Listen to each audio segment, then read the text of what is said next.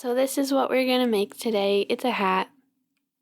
I'm going to show you the process from the start to the middle to towards the end. So you'll need some size 3 circular needles. You'll need some yarn. I'm using this bamboo rayon yarn. And then this is the pattern that I used. It's beginner friendly and it has all the details in it, so I won't go too into detail. You'll also need a measuring tool. You'll need something to mark your stitches, double pointed needles, and then to start, I'm using a long tail cast on to cast on 120 stitches, like so.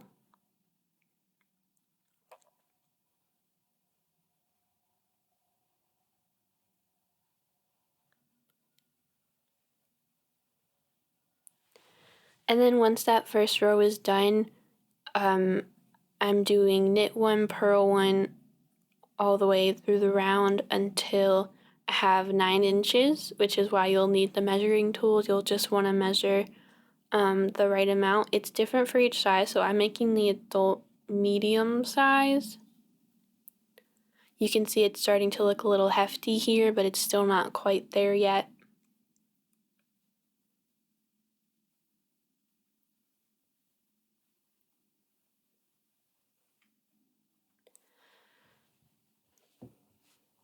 And then this is what it looked like when I finally had the 9 inches that I wanted. So once you get it to the right length, you can start adding in stitch markers. Basically, you count the amount of stitches and then put a stitch marker in between. It's really simple. You just put it on the needle like that. And then you keep knitting so it'll be in between your stitches.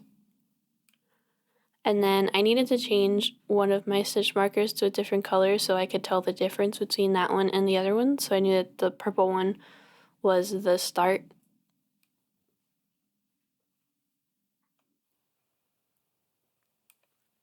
And then I just knit around and added all my stitch markers, and that's what it looked like. So then you can start doing the decreases. It says in the instructions where to do them. Basically, you count 2 stitches before each stitch marker and decrease those 2 stitches together into 1. And so eventually you'll decrease so much that the circular needles are too big and you'll want to switch over to double pointed needles.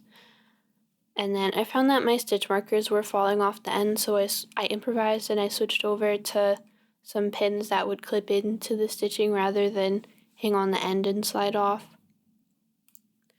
And so you basically just decrease on the double pointed needles until you have 2 stitches on each needle, and then you close the hole, and that's your hat. There it is.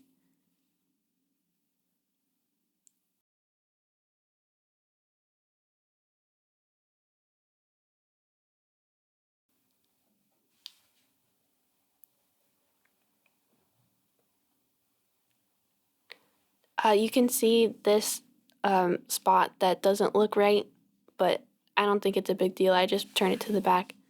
Thanks for watching.